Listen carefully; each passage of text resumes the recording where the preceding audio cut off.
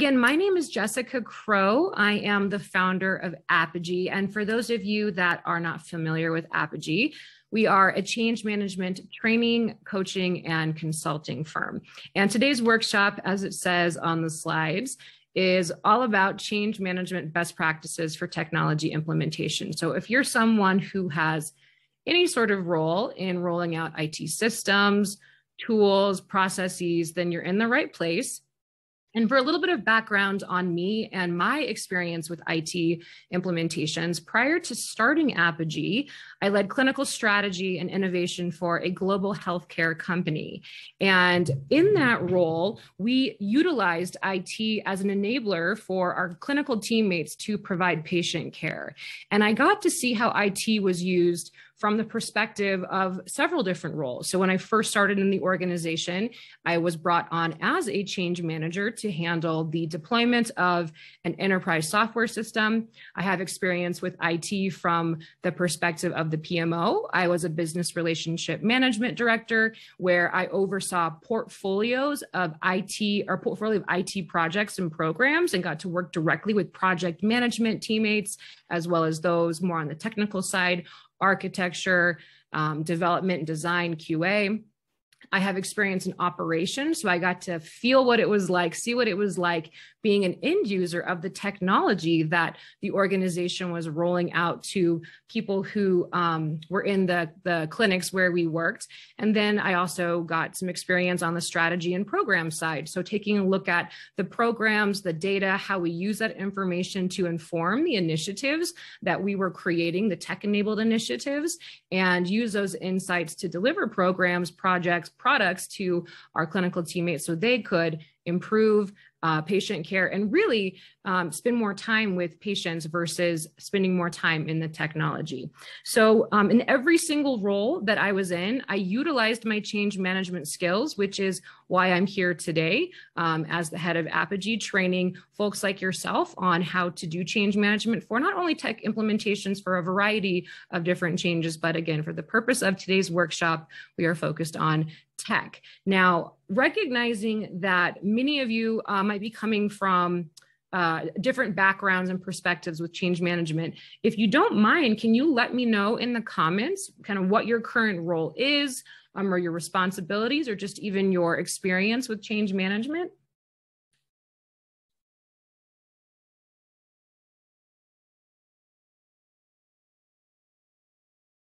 Customer success. Okay, cool. Thank you.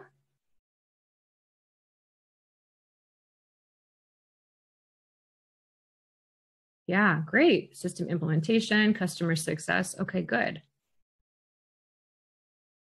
Perfect. Product launch readiness. Great. Yeah, you're in the right spot. So that's great. I'm glad you're here. Understanding how to lead and influence outcomes in any role is helpful. And if you are involved in tech solutions, tech rollouts, and the roles that you're in, then this is the right spot. So thanks again for joining. So let me come back to my presentation.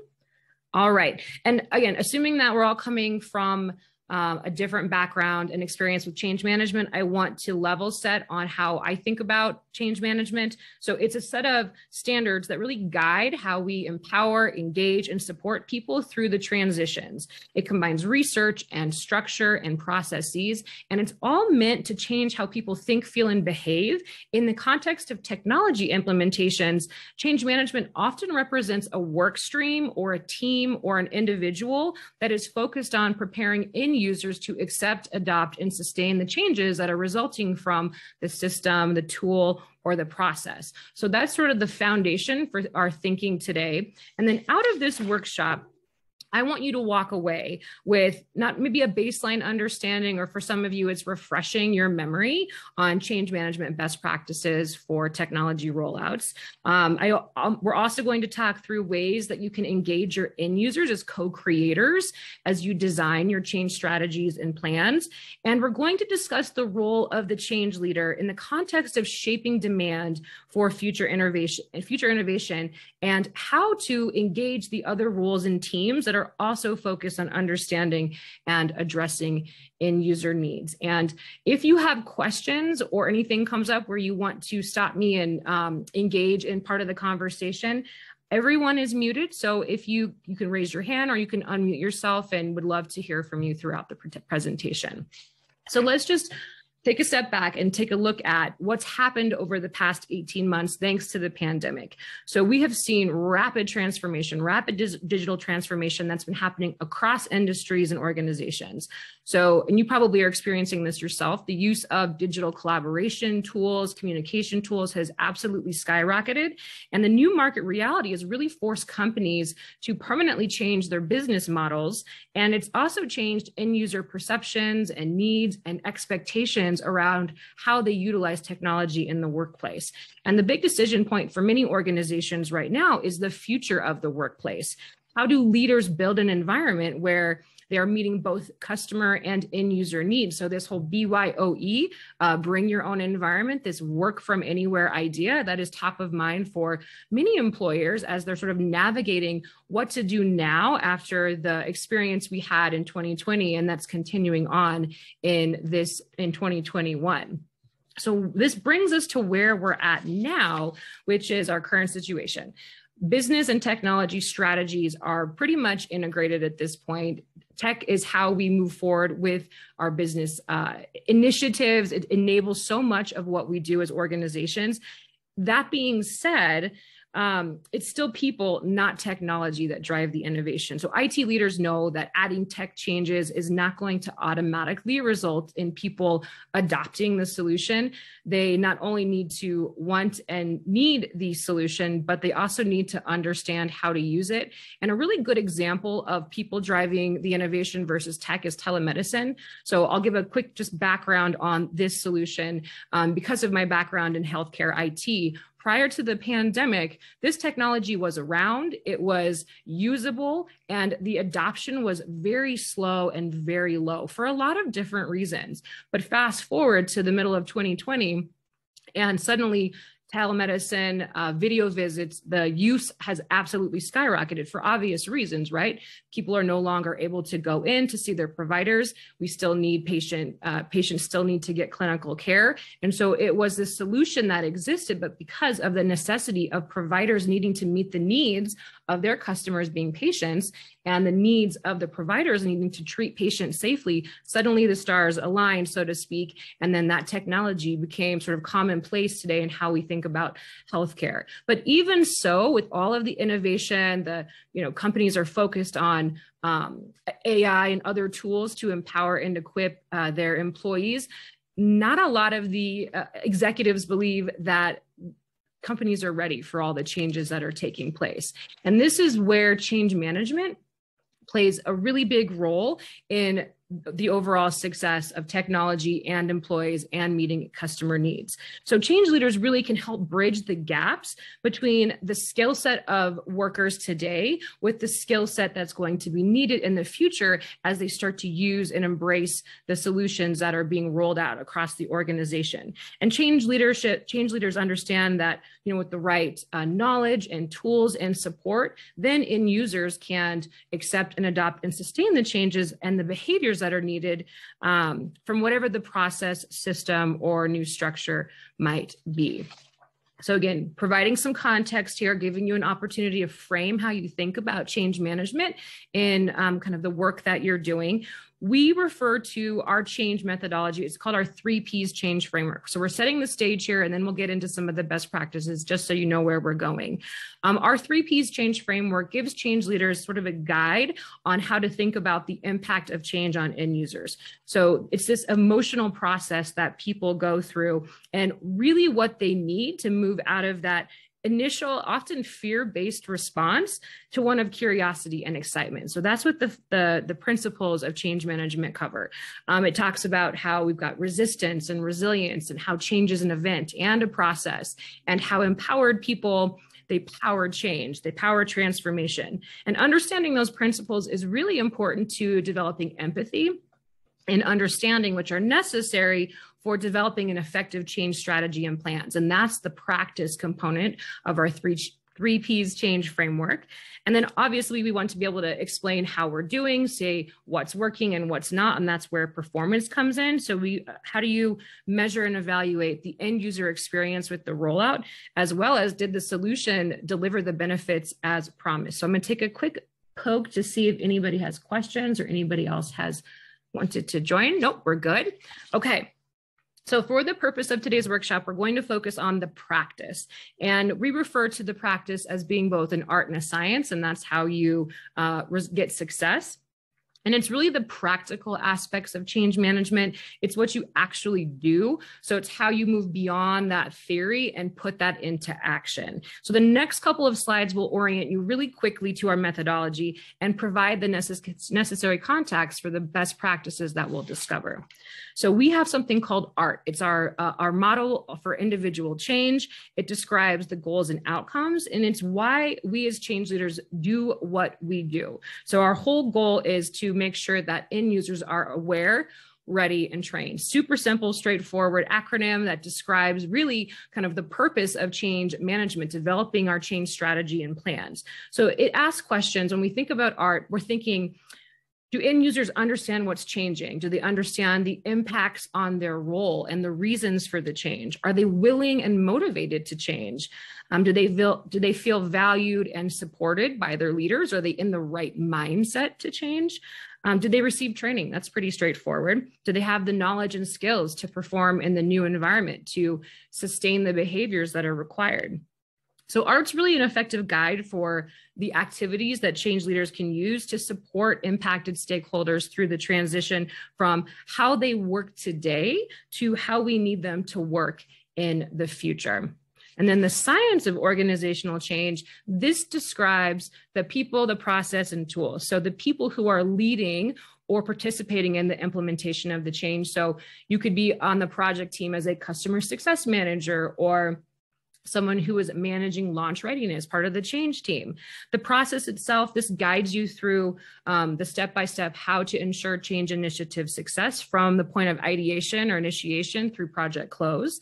And we talk about this as define, design, and deploy, and it aligns with the project and product life cycles, and you'll see that in a few moments. And then the tools that we use as change leaders to reinforce the process steps. So we'll go through those at a high level, some of them today, and hopefully that provides you with some ideas on how you can modify and update your own processes in your organization to better reflect the needs of end users as you're rolling out technology. And again, just reinforcing, as part of the practice, success, we define that as end users accept the change, they adopt the change, and then they sustain the changes resulting from whatever the technology, the update or the system is. So all of the discovery and planning, this is done with the end user in mind, which gets us to our change management BDPs. So now that we've laid the groundwork, let's dive into these best practices, and hopefully some of these are familiar to you. If not, then you're learning something new today, and that's great. But before we do that, another poll just to make sure you're with me on this, or kind of to better understand too where you're at in your own process of engaging change management on the projects and programs you support. Every organization, too, just keeping this in mind, has a different strategy for digital transformation. So whether you're buying your solutions, whether you're building the solutions or something in between, this might look different for you depending on where you work and how your IT team is structured. But based on your experience or what you would like to see, at what point in the process should change management be brought into the conversation? Does anybody have any thoughts on that?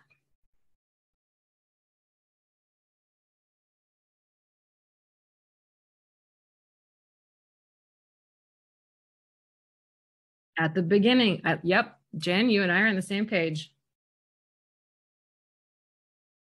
Yep, at the beginning. We're all on the same page. That's great. However, in my experience, maybe yours too, that doesn't always happen. When I first started practicing change management, we were brought in at the planning stage. So when the solution had been determined and we were preparing for that deployment, preparing for that launch, and that's perfectly appropriate. But ideally, you have an opportunity to get in at the beginning. And here's why, because change management is a people-focused practice. It's meant to mitigate disruption, to shorten that learning curve. And because of your focus as a change leader, because you're an advocate for end user needs, and really, if you get in at the beginning stages, you can advocate for them before the solution is even determined. You can help the people that are making the decisions. You can be a decision maker. You can guide the strategy because you understand what people need, what they want, their perceptions, and how whatever is being proposed might impact their workflow, might impact their mindset. So there's a lot of opportunity if you can get in at the early stages. So I love that we've got a couple comments saying at the beginning, because I completely agree that is best practice. So we are going to go through each of these at a high level. And hopefully, again, this provides you with some ideas on how to update, modify your own processes within your organization. So we'll start with beginning with the end user in mind. And software designers and change managers, we really do share a similar starting point, and it is the end in mind. Both roles focus not on the technology, but how the technology can empower the end user and the company vision. So for change leaders, starting with the end user in mind means engaging employees as co-creators versus stakeholders that need to be managed. It means asking people what they want to take place before the implementation occurs to support adoption, and prioritizing those activities that help people transform their relationship with technology. So once you got the tech solution, the strategy is being determined, or it has been determined, the next step is for you as a change leader to document and define the reasons for the change. And this information is really important because it's going to guide every aspect of your strategy and planning process. So for example, does the technology address pain points? Does it reduce friction? Is it saving people time? What are the benefits? Is it meant to delight end users? Does it increase trust or connectivity? Does the investment result in some sort of cost savings, or does it better align with the big picture IT strategy? So it's a business-driven decision. All of this matters and will help you define from the messaging, the benefits, to the talking points that you provide to your leadership team. This is really critical information because people want to understand not just what is changing, but why. And that big picture strategy is important because it's how they're going to connect the dots, and they, being end users, connect the dots between the changes that they have to make in order for that solution to be, we'll say, successful, in order for them to use it effectively, and how that fits with what the company is trying to accomplish, how it strives to meet the needs of customers.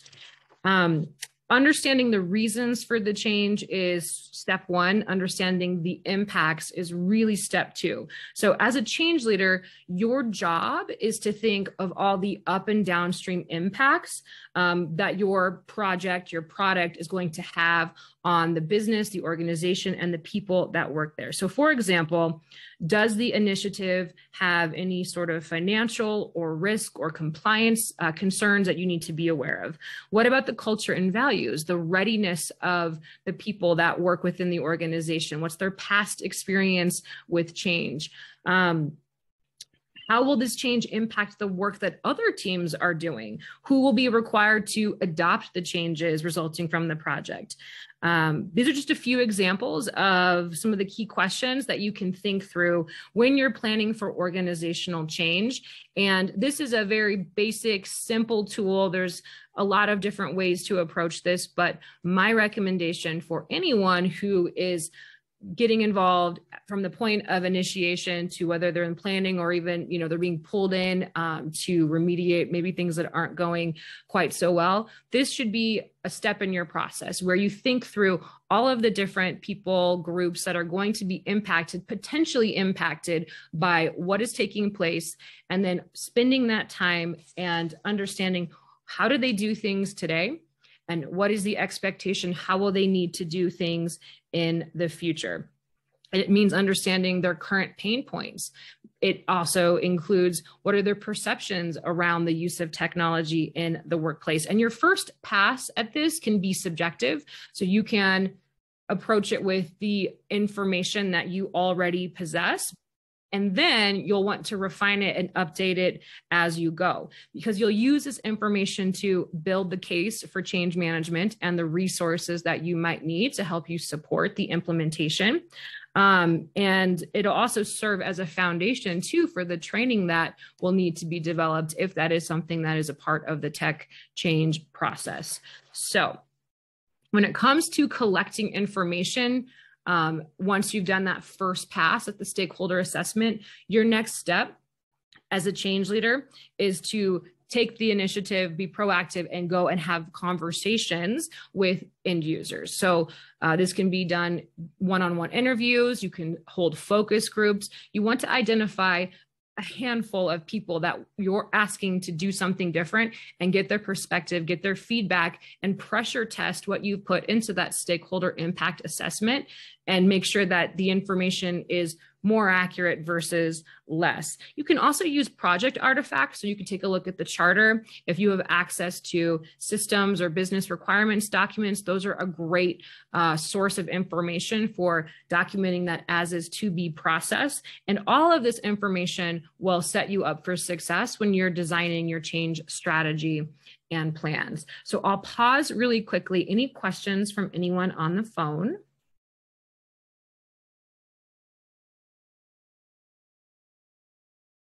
Okay. All right. So your next step, once you've determined all of the impacts and the reasons, is to assemble your team. So you can think of the change leader almost like a scrum master for the change team. They ensure everyone understands their role, collaboration is effective, and visibility is high. Now, if you are on a large scale project, your change team could consist of a change manager, a change lead who is responsible for thinking and through and documenting all of those impacts from the change, the reasons. You might have a communications lead who is responsible for drafting and creating the messaging and sending out the communications that are related to the change and what's going to happen when. You could have a training lead, someone who takes the information that you've documented in that form and creates the training from that information. Typically, change management is a work stream within the broader project team within the context of IT deployments.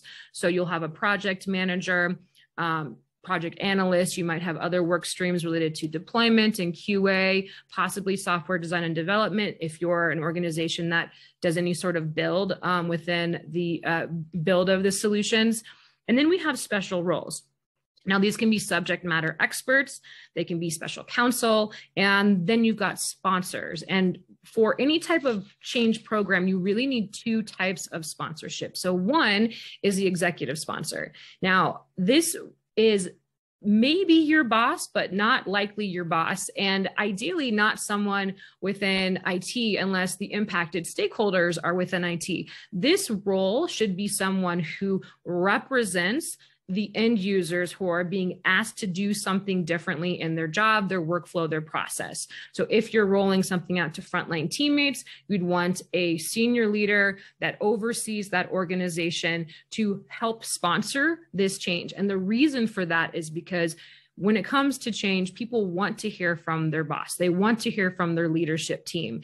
And having that buy-in and support from somebody who is within the business is going to accelerate buy-in and acceptance for what is happening as a result of the tech change. Now, influencers, you can think of these roles as early adopters, innovators, people who immediately understand the benefits, the value, and they help promote the change from within. So what that means is they're talking to their friends, their peers, and they're starting to socialize what's happening with the solution at a grassroots level. So they don't necessarily have any authority, they don't have any accountability for the project's success, but they are crucial in helping spread and create momentum for the change that is taking place. So the executive sponsor will sit ideally within the project team. They'll show up for conversations and meetings. They'll help with the decision-making process. They'll remove any sort of barriers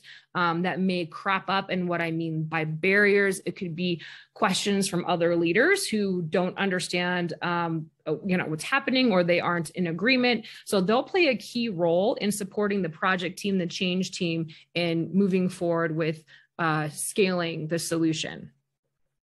And they do have influence and they do have authority as well, which is why it's helpful to have them on your team. Now, this is something a RACI, responsible, accountable, consult, inform. For those of you that have background in project management, portfolio management, this will look familiar. Really, transparency, communication, collaboration, it is fundamental for change leadership. Now, your project manager may put this together, but you can certainly put this together for your own team, or you can provide this as a support to the team that you will be working with. It's just a great tool for documenting the tasks that need to take place and assigning the appropriate level of ownership. So as we're thinking about best practices, I would say pulling together a RACI is a best practice for technology implementations. There are so many moving parts, interdependencies, things that can go bump in the night, and making sure that when something does, you know who needs to address it is going to help you and save you time and mental, heartache. Mental heartache doesn't make sense. Headache. It will maybe prevent a headache. All right. Let's see. Now we're getting to the practice. So the human-centered side of this. Really, change management as a practice, there's a need for new capabilities, a need for sort of updating how we approach change, managing change within organizations, period. So human-centered change management, it proactively addresses the concerns, perceptions, and needs of the people who are being asked to change. And it shares some of the same principles as design thinking and user experience UX design. So, oh, no, you're welcome. Thank you. I will send the recording. So in terms of the principles that it shares, so using empathy to help define problems or impacts, it's kind of a core component of all three practices. Same with partnering with end users to determine the best path forward, and then prototyping, testing the solutions and the approach. So these are sort of similar ways of working and thinking, and that's how, as change leaders, we can start to borrow and build on the best practices from across these disciplines and infuse that into our strategic planning process. Human-centered design also is typically applied to customer personas, and the same thinking can be applied when we plan to introduce change. So the right way to think about this, or one way to think about this, I should say rather, is that impacted employees are internal customers. They're your end users who can provide those deep insights that can inform the strategy and the direction of where you're taking not only the solution design, but also the plan design for how you roll it out to your organization. Human design really helps us understand not just the technical implications, the technical changes, but the full end user journey from the workflow to the end user communications. And it really helps us to sharpen our lens on the people side of change and help people adopt, accept, embrace the new process, system, or tools. Did I skip? Okay. And it's a really valuable part of the change planning toolkit too. So this slide covers the focus areas when planning for technology change. So if you think about a master change plan, I created a few. Really, it was more of like, like the guardrails of what I needed to complete and create, and wasn't ever put into like a formal document because nobody reads those. The leadership team, the executive team typically wants like the high points. What are you going to do, how and when? But this is your framework, your guide as a leader in your organization, as a contributor to the tech rollout, of what you should be thinking about when you're thinking about how do you engage, how do you work with end users to make sure their needs are reflected and the activities that you're proposing are in alignment with whatever they need. So this includes your strategy. So you've done that after you've taken a look at the impacts of the change, the size, the scope. That's when you can recommend the overall approach. So how much change management, who you need on the team, the timeline, if you need a budget, your sponsorship stakeholders, that's your employee engagement strategy. So how you'll prepare and coach the sponsor any influencers that you're able to identify, managers that that you will have the ability to work with or influence through the communications and the tactics that you choose, your communication strategy. How are you going to communicate with impacted end users? Will it be through meetings, through email? What's that strategy? And what are the key messages? What do you want to convey as the benefits? What challenges can you acknowledge in, what should they expect? Training, this is not only how you're going to train, so your format, it could be a job aid, it could be a live training, depending on whatever the kind of the impact, the needs are for the technology, but also the timeline to develop and build the training. So this is something, in my experience, we often, it was easy to lose sight of how much time it would take to develop or produce or deliver the training. So if you have a major enterprise software deployment that's going to completely change how employees do their work, you have to build in time for creating all of those assets that will teach them how to do, to work in the new ways. And that can create some tension in terms of the project timeline and schedule, right? And then what you need to do to prepare people. So it's just something to keep in mind as you're thinking about keeping end users front and center. And then obviously how you're going to collect data and feedback and better understand how are things going. Do you feel like you've been informed? Are you aware? Are you ready for what's about to happen? Did you receive training? And then taking a look at success metrics as well and determining what those metrics are with your project team, your change team, your leadership team in terms of the change itself. Are people satisfied with the change? Are they using it? That's the adoption metrics. Are they using it proficiently? How many influencers? What was the engagement with the change? So all of this information is within the responsibility and scope of a change leader's kind of roles and responsibilities, and it should be built into the deployment plan, the project schedule. And that way you can avoid some of those missteps, confusion, where you might recommend we need a couple of weeks to announce what's happening, give people the chance to clear their schedule so they can prepare for the training. There's that timeline you're building in to meet the end user needs, while you've got the technical project team where they're like, it's going to be ready here, we're going to do QA here, and then we're going to deploy here. So all of it needs to be together. Those conversations need to happen in tandem. Otherwise, something could go bump in the night. All right. This is just a great reminder for anyone within any role within the project. WIFM, what's in it for me? It just helps us keep the end user experience in mind. So when end users understand what is changing, why it's changing, how it impacts them, how the goals and milestones of the project timeline, how it's connected to the organization, the big picture vision and benefits, then they can get past that temporary discomfort that happens when we're being asked to change, to do something differently, and make the necessary mental leap that's required that leads to buy-in and ownership. So as you're looking at this visual on the slide, where people tend to get stuck when those transitions take more time is in self-concern. So awareness, they're aware of the change happening. They understand the business reasons for the change, but self-concern is, well, what does it mean for me? How does this impact my job? Am I going to be successful with using this new tool? That's where change leaders focus, is helping them get through that tough part so they can say, okay, I'll give this a try. And once they get that buy-in piece, that's when they can say, all right, I like this, or, I understand how to use the new tool, the new system with success, and let me show somebody else how to do it. Okay, now we're getting to the final step in the process, which is to deploy the change. So how this happens, it should be determined up front. So this should not be a surprise to anybody who's leading tech implementations. It should be reflected in the schedule and the plans.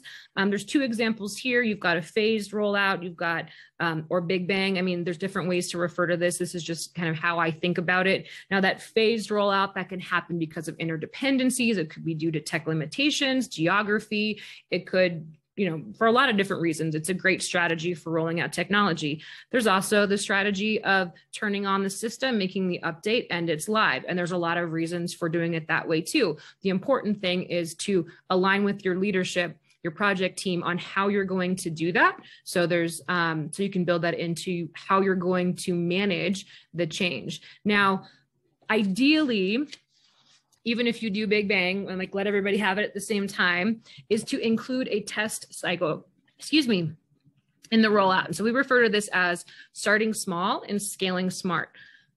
And not all changes can support this, but if you can, testing the change is really valuable because it gives you an opportunity to evaluate the effectiveness of the tech itself and the program that you've designed. So did the training prepare people to use the new tool or system sufficiently?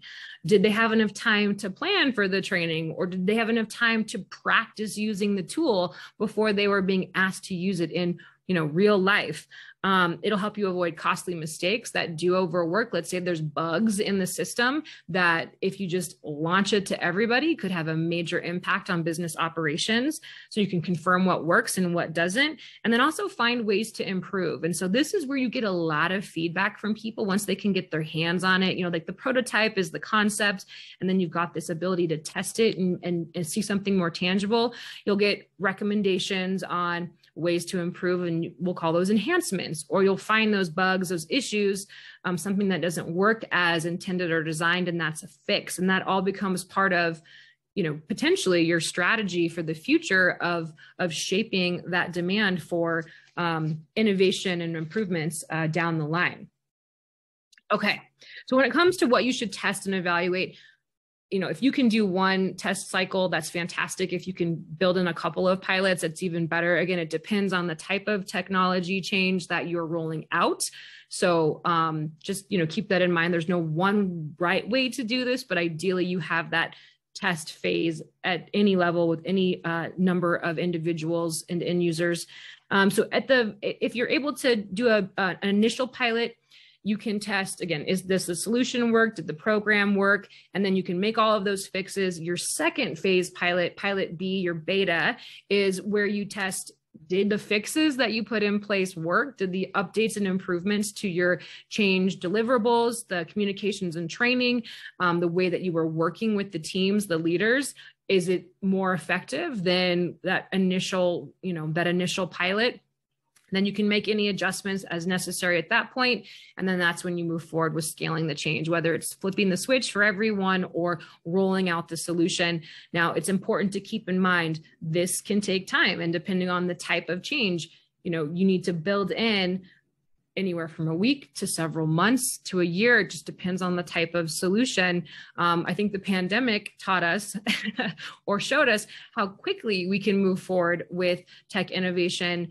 And so again, just all of this is sort of, you need to think about your business, the needs of the business, and also the limitations, the whatever, whatever the construct of how the company operates, the entity operates, that's all going to influence what you can do here. But if you have a date or a deadline for when you need to scale something, how much time you get to pilot will be informed by that.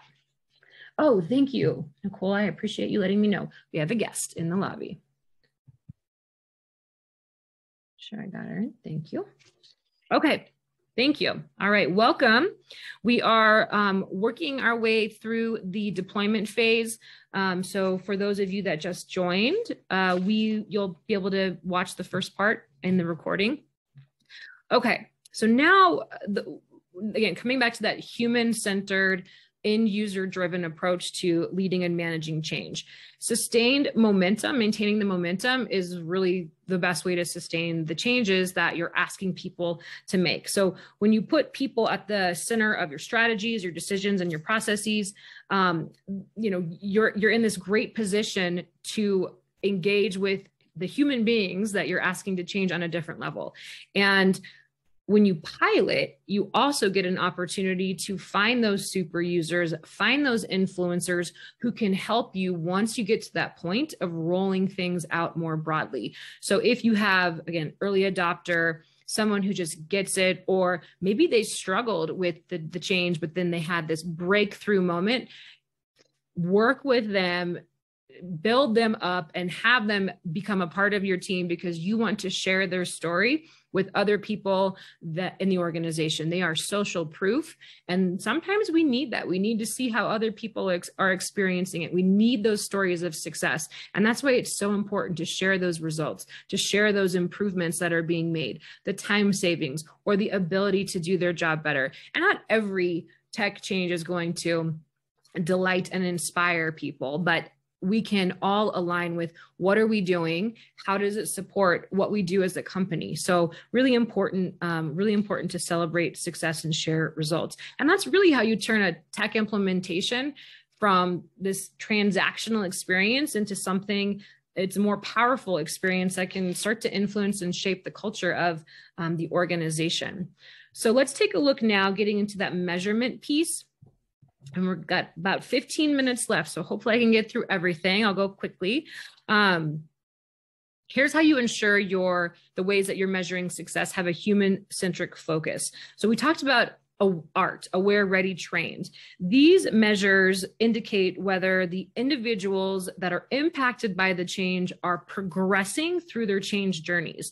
So you can think of the individual, the end user, as a unit of change. So measuring their performance, their success, this will become a leading indicator for the overall success of the tech rollout. So questions. Are you aware, were you aware of what was changing? Did you understand how it impacted your role?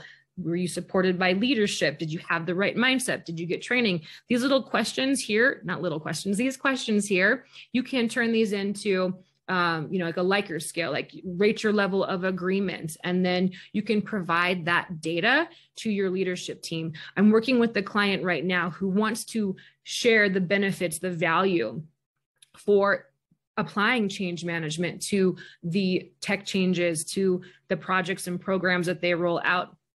And collecting data is so important to be able to tell that story, to validate what it is that you're doing. And it may not be a dollars and cents, right? Like you're not saying we're saving this much money or whatever that might be. This still matters. Employee experience with what's happening matters tremendously, because then you can tie this eventually to employee engagement, to retention, to productivity. So all of this matters. So it's important to collect this information and share it with your leadership team. This is a tool, an example of a tool. Maybe you've seen something like this or you're currently using one. I call it a ready to scale checklist. It's a way for you to keep your change team, your project team aligned. So have these things happened? Check, check, check. Yes, how does it support the goal of launching the technology? Stage gate refers to if this is not in place, this could stop the rollout of the technology. So that's a really important, if you say yes, and I don't know, in this case, I said yes, the sponsor's engaged. Ideally, that's a yes, but there can be more critical, like safety, compliance, things that you can put on here as well. Training obviously is important. So this is a really great way just to stay organized and aligned as a team. You can share this with your change team, your broader team, and just make sure you're tracking towards success. And another great tool that change leaders strongly recommend pulling this together, in case you have visual people, put together an initiative roadmap. Show on a slide or in a document or in some way how this rollout is going to happen, when you're going to pilot the change, what that process for rolling out the change, scaling the change looks like. When do you expect to be able to get to that point where you're working on sustainment, that closure, that handoff to the long-term owner of whatever, of whatever the solution is.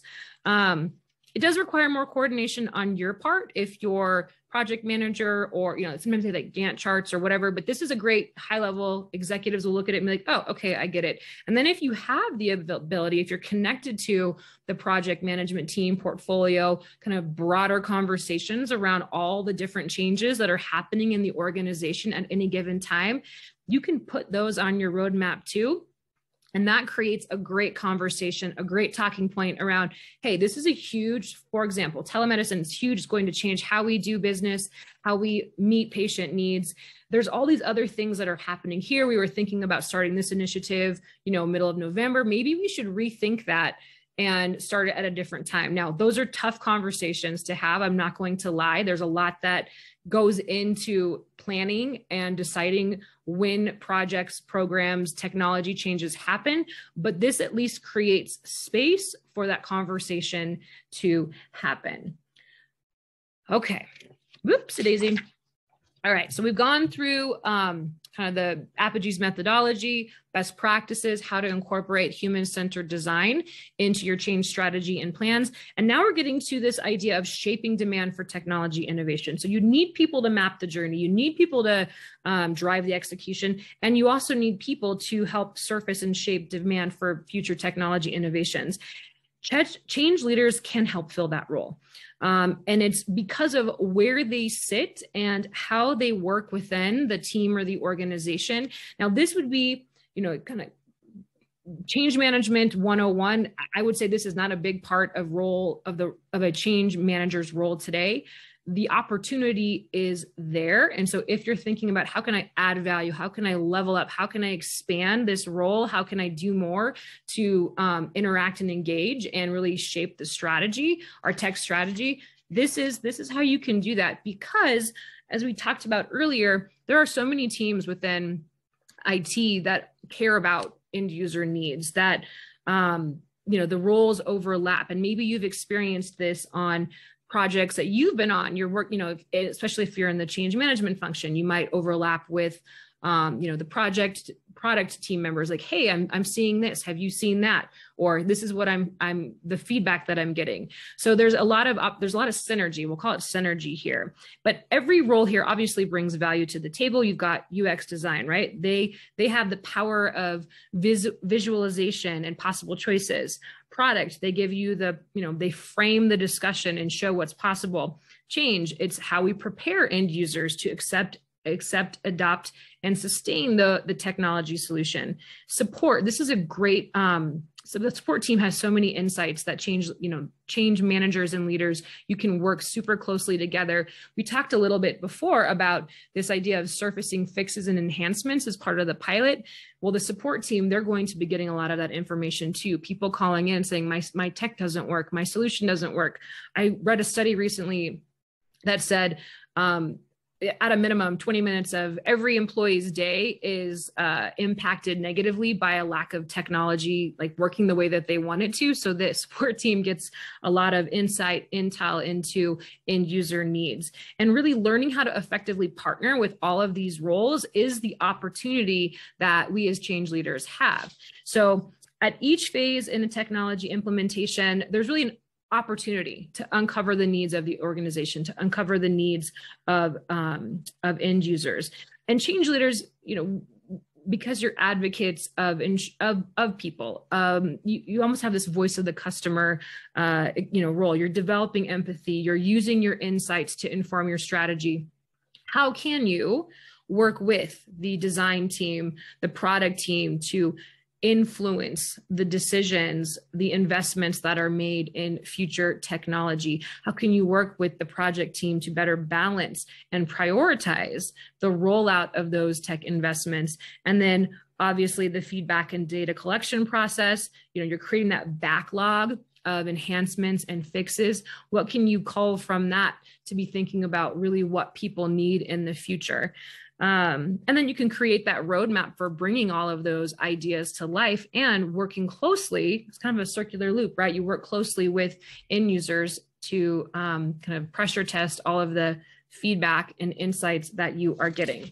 So this, again, if this is not something that change leaders, I would say, do today, but if that role, if that need is present, then this is something that you can help with. You can help align end user needs and wants with the big picture strategy and solutions that the IT team is thinking about, that the organization is thinking about. And this is just an example of a roadmap, a simple tool. And all of the tools in here, they're meant to create space for conversation, to help people think differently about how they approach the implementation of tech, of any sort of initiative, and ensure that there's alignment across the board. That's really the value of the work that you're doing as a change manager and leader. So that is it. We've got about 8 minutes left. I'll leave you with these change management BDPs. I'll pause. Does anybody have any questions or comments?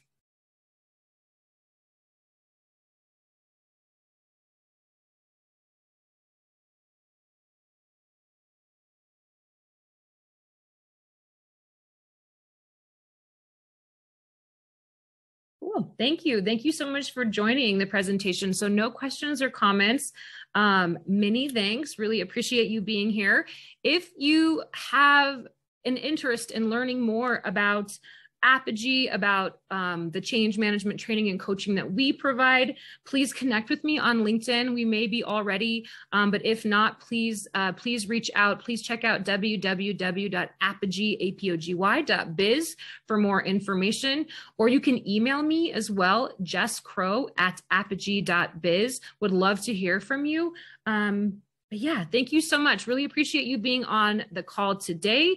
Happy to answer any questions that you think of in the days ahead, and have a great rest of your Wednesday. Happy Wednesday. It's a full moon, so hopefully, I don't even know.